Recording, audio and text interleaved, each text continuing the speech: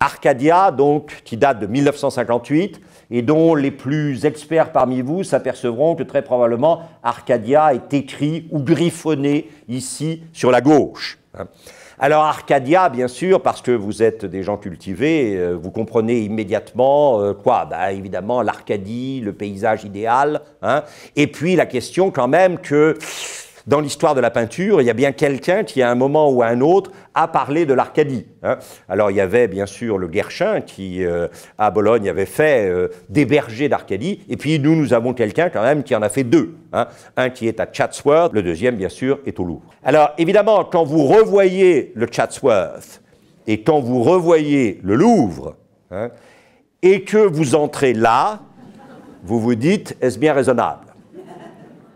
Et alors, je vous rappelle quand même que, première chose, les deux tableaux, celui de Chatsworth comme celui du Louvre, ont à voir avec le déchiffrage. C'est-à-dire, des gens tombent sur un tombeau et ils déchiffrent, facilement peut-être, mais enfin quand même ils y prennent du temps, ils déchiffrent une inscription dont vous savez qu'elle est « Et in Arcadia ego », et moi aussi j'ai été en Arcadie, et donc cette idée que l'Arcadie, le pays idéal, est lui aussi habité par la mort, et que finalement, même si évidemment on est dans un lieu qui est un lieu de bonheur et de sens, ce lieu de bonheur et de sens n'est pas indemne de la présence de la mort.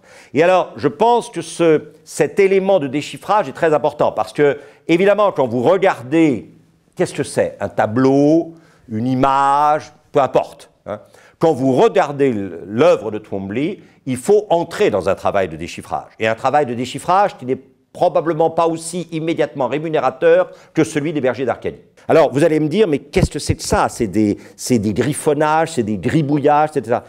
Et peut-être que Twombly assume cette idée qu'au fond, au regard de ce qu'il a été possible dans l'histoire de la peinture occidentale de produire à un moment, aujourd'hui, il n'est plus possible de produire un équivalent. Et que donc, cette espèce de puissance de la création culturelle occidentale européenne, cette puissance, effectivement, est en train de s'effacer et de disparaître.